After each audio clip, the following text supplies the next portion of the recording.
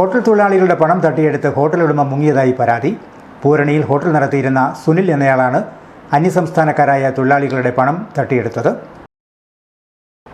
Hotel തൊഴിലാളികൾക്ക് ശമ്പളമായി കൊടുക്കാനുള്ള 40,000 രൂപയ്ക്ക് പുറമെ തൊഴിലാളിയുടെ അക്കൗണ്ടിൽ കിടന്ന പണവും തട്ടിയെടുത്തുകൊണ്ടാണ് ഹോട്ടൽ ഉടമ മുങ്ങിയത്. 70,000-ഓളം രൂപയാണ് അന്യസംസ്ഥാനക്കാരായ തൊഴിലാളികൾക്ക് ലഭിക്കാനുള്ളത്. ആസാം ദാബത്തർ സ്വദേശികളായ മധുയ ബെറുവയ്ക്കും സുഹൃത്ത് അജയ്ക്കുമാണ് പണം നഷ്ടമായത്. പൂരണിക്ക് സമീപത്തെ ഹോട്ടലിലാണ് ഇവർ ജോലി ചെയ്തിരുന്നത്. സാമ്പത്തിക പ്രതിസന്ധിയാണെന്ന് പറഞ്ഞാണ് ഹോട്ടൽ ഉടമ സുനിൽ ജീവനക്കാരൻ്റെ കയ്യിൽ നിന്നും 30,000 രൂപ വാങ്ങിയത്. ഒരാഴ്ചയ്ക്കുള്ളിൽ തിരികെ നൽകാമെന്ന് പറഞ്ഞെങ്കിലും പണം തിരികെ നൽകിയില്ല. ഇതിനിടെ ഹോട്ടൽ ഉടമ കട പൂട്ടി സ്ഥലം വിടുകയായിരുന്നു.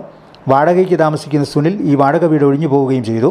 തൊഴിലാളികൾ വിളിച്ചാൽ ഇപ്പോൾ ഉടമ ഫോൺ എടുക്കുന്നില്ലെന്നും ഇവർ പറയുന്നു. ഏഞ്ചൽ ഹോട്ടലിലായിരുന്നു എൻ്റെ ചേട്ടന് എനിക്ക് ഒരു കുറച്ച് പൈസ കിട്ടാനുണ്ട്. പൈസ കിട്ടിയിട്ടില്ല. എൻ്റെ ഒരു 30,000 രൂപ മേടിച്ചതിന് വേറെ ഒരു പണിക്കൂലി ഒരു 30,000 രൂപ ഉണ്ടോ. എങ്ങനെ ഒരു എനിക്ക് 60,000 രൂപ ഉണ്ടോ. വേറെ ഒരു ഭായി ഉണ്ട്. ആ ഭായിൻ്റെ പേര് അജയ്, എൻ്റെ പേര് ബാബു എന്ന് പറഞ്ഞാൽ എനിക്ക് അവരെ അറിയാമല്ലോ. ശരിക്കും പേര് മഠിച്ച ബറുവ.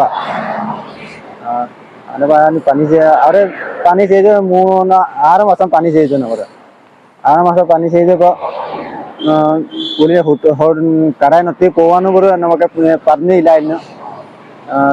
ഒക്ടോബർ 1-ാം തീയതി വരെ പണി ചെയ്യുക. ഒക്ടോബർ 1-ാം തീയതി വരെ പണി ചെയ്തപ്പോൾ അവർ ഹോട്ടൽ നിർത്തി പോയ രാവിലെ 8 സാധനം എല്ലാം ഇന്ന് പോയെ.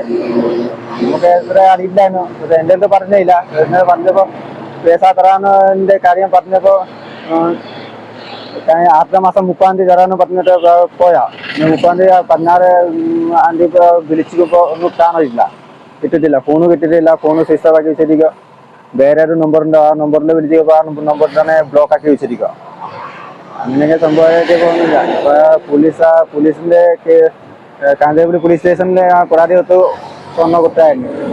അവിടെ ആ SI സാറ് പറഞ്ഞ ഇവരെയൊന്നും കിട്ടിട്ടില്ല, അവിടുന്ന് സ്ഥലം മതി അവിടുന്ന് പോയെന്ന് പറഞ്ഞ. ആസാമിലെ സ്വന്തം സ്ഥലത്ത് ചെറിയൊരു വീട് നിർമ്മിക്കുന്നതിനായാണ് പണം സ്വരൂപിച്ചിരുന്നത്.